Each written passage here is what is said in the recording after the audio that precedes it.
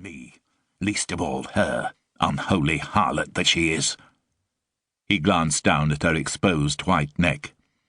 If she insulted him like that again, he'd do more than shove her down some stairs. "Call me later in the week." Her voice abruptly assumed the rigid formality of earlier. "I'll see if I can squeeze you in. Otherwise, it'll have to be next month." He stood, lingering over her a second or two longer. He was steady again, but he was not himself. Desire and anger had fused into a black poison that still pulsed within. If she paid him the slightest attention, turned from her own reflection, she'd see just how much danger she was in. "Go on, then. Off you toddle," she commanded. A retort rose in his throat, but the words wouldn't come. "And shut the door on your way out, there's a love." Sunday, 1. "Right, you. Off." From underneath the eiderdown, he sensed she was holding the child. That horrible milky smell, the odour reached his nostrils. Boy, it smelt bad. He hugged the cover tighter. "I mean it," she said, closer this time. The baby was gurgling. Any second now it would start wailing, he could tell. He cringed down into the settee, steeling himself. Babies and hangovers definitely did not mix. "You were supposed to go yesterday. My mother will be here at midday. It's not fair, Jack. The place is a tip. I just can't keep on top of it, what with you and Philip."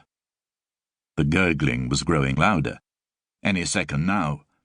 He stretched a foot out tentatively, but withdrew it hastily on contact with something soggy. Last night's kung po? And then off it went, a deafening wail. Christ alive! The next thing he knew, the eiderdown was wrenched away from him. "Oi!" he protested. "God, you pong!"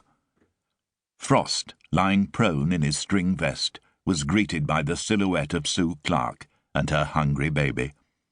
His skull throbbed like the devil was playing the bongos right behind his eyeballs. He blinked rapidly, then sat up. A cluster of empty beer cans that had been nestling overnight in his crotch clattered to the floor. "And get rid of that beard. You don't only smell like a tramp, you look like one, too." "Never mind me. Oughtn't you to feed the nipper? He's making a hell of a racket." "He's fine," she said, impervious to the god-awful din. Clarke bent down to pick up the empties, bringing the baby to eye level with Frost, prompting a renewed bout of screaming. "Stop looking at him, though. You know you scare him." Ow!" Frost winced in pain as he propped himself up. "Me back." "I've booked you in to see Dr. Mirchandani on Thursday. I'm sick to death of you whining like an old dog every morning." "That's very—" "At 9 sharp. And get in the bath. Haven't you to be at the vicar's by 10? You can't enter the church looking like that. Oh, wait. Maybe you'll get struck down. That'd teach you a lesson. Ha ha." Frost got up from the settee. The proximity of the baby and its lactic tang had made him nauseous. "You know, it wouldn't be half so bad if you weren't so damn messy," she sighed, surveying her tiny front room.